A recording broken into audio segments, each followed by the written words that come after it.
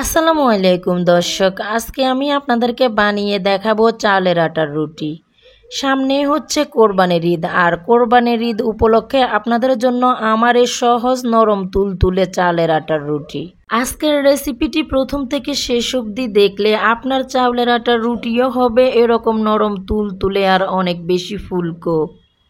চালের গুঁড়ির সাথে মাত্র একটি উপকরণ মিলিয়ে নিলেই এই রুটিগুলো বানানোর পর 8 থেকে 10 ঘন্টার মতো নরম তুলতুলে থাকবে।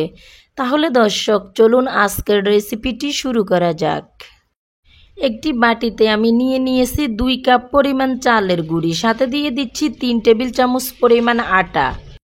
এখন আটা আর এই চালের গুঁড়িটাকে খুব ভালো করে মিলেমিশে নিচ্ছি। এবার এটাকে আমি এক সাইডে রেখে দিচ্ছি।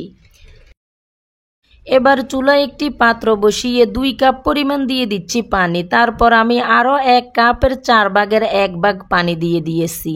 সাথে দিয়ে দিচ্ছি 1 চা চামচ পরিমাণ লবণ, 1 টেবিল চামচ পরিমাণ তেল। এবার নেড়ে চেড়ে এটাকে আমি বলক তুলে নেব। যেহেতু আমি এখানে শুকনো চাউলের গুঁড়ি দিয়ে রুটিগুলো তৈরি করব, তাই আমি পানিটা একটু বেশি করে নিলাম। পানিটা ফুটে ওঠার পর এটাকে আমি আরও 3 মিনিটের মতো জাল করে নিয়েছি। তারপর সরাসরি আমি গুঁড়িগুলো এই পানির মধ্যে দিয়ে দিলাম। এখন এভাবে এটাকে একটু ফাঁকা করে দিচ্ছি। তারপর চুলার আঁচটা একেবারে লোতে করে দিয়ে একটি ঢাকনা দিয়ে ঢেকে এভাবে আমি এটাকে রান্না করেছি আরও 3 মিনিটের মতো। 3 মিনিট পরে এটাকে আমি এভাবে নেড়ে চেড়ে কাইটাকে রেডি করে নিচ্ছি। তো নাড়তে নাড়তে দেখবেন যে এক সময় পানিটা শুকিয়ে গিয়ে এটা এরকম কাইতে পরিণত হয়ে যাবে। তখন এটাকে আমি চুলা থেকে নামিয়ে নিচ্ছি, আর আবারও আমি এটাকে ঢাকনা দিয়ে ঢেকে দিচ্ছি। ঢাকনার ছিদ্রটাকেও আমি বন্ধ করে দিয়েছি। এবার এটাকে এভাবে আমি ঢাকনা দিয়ে রেস্টে রেখে দেব আরও 10 মিনিটের মতো। 10 মিনিট পরে কাইটাকে আমি ঢেলে নিয়েছি। এখন উষ্ণ গরম থাকতে থাকতে এই কাইটাকে মথে নিতে হবে। তো হাতের মধ্যে তাপ লাগলে সামান্য একটু পানি দিয়ে এটাকে মথে নিচ্ছি আমি।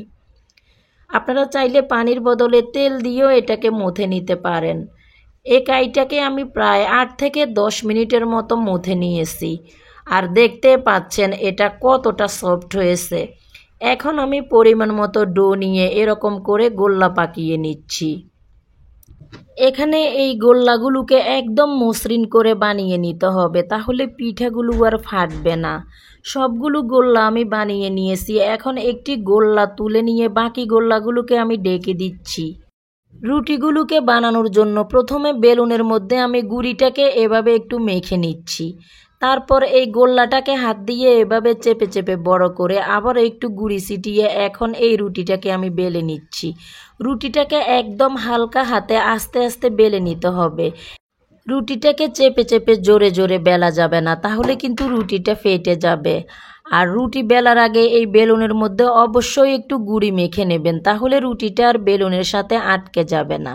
দেখতে পাচ্ছেন একটি রুটি আমি বেলে নিয়েছি, আর একইভাবে সবগুলো রুটি আমি বেলে নিয়েছি। এখন এগুলোকে আমি ভাজবো। রুটিটাকে ভাজার আগে আপনি যে পাত্রে রুটিটাকে ভাজান না কেন, ওই পাত্রটাকে খুব ভালো করে গরম করে নিতে হবে। চুলার আঁচটা বাড়িয়ে দিয়ে এই রুটিগুলোকে ভেজে নিতে হবে। তো যখন দেখবেন যে রুটিটা দেওয়ার পর এক পাশ এরকম একটু ফুলে উঠবে, তখন এটাকে উল্টিয়ে দিচ্ছি। এই রুটিটা হতে 1 থেকে 1.5 মিনিটের উপরে বেশি সময় লাগে না। আর আমি কিন্তু এই রুটিটাকে মাত্র একবারে উল্টিয়ে দিয়েছি। দেখতে পাচ্ছেন এই রুটিটা কত সুন্দর করে ফুলে উঠেছে। এখানে রুটিগুলোকে একদম ফুলকো করে ভাজতে চাইলে এই পাত্রটাকে অবশ্যই গরম করে নিতে হবে। চুলার আঁচটা বাড়িয়ে দিতে হবে, আর এক পাশ যখন এরকম ফুলকো হয়ে উঠবে তখন এটাকে উল্টিয়ে দিচ্ছি। চুলার আঁচটা বাড়িয়ে দিয়ে রুটিগুলোকে ভেজে নিলে এই রুটিগুলো খুব বেশি একটা সময় লাগবে না ভাজতে। একই রকম করে সবগুলো রুটি আমি ভেজে নিয়েছি। এখন আপনাদেরকে দেখাই এই রুটিগুলো কতটা নরম তুলতুলে হয়েছে। দেখুন এটা কতটা ফুলকো আর নরম তুলতুলে হয়েছে। প্রিয় দর্শক, আজকের রেসিপিটা প্রথম থেকে শেষ অবধি দেখলে আপনাদের রুটিগুলো হবে ঠিক এরকমই নরম তুলতুলে। আশা করি আমার আজকের রেসিপিটি আপনাদের কাছে ভালো লাগবে, আর রেসিপি ভালো লেগে থাকলে আমার ভিডিওটিতে একটি লাইক দিয়ে দেবেন। চ্যানেলটি সাবস্ক্রাইব করে নিয়মিত চ্যানেলের সঙ্গে থাকবেন। আল্লাহ হাফেজ।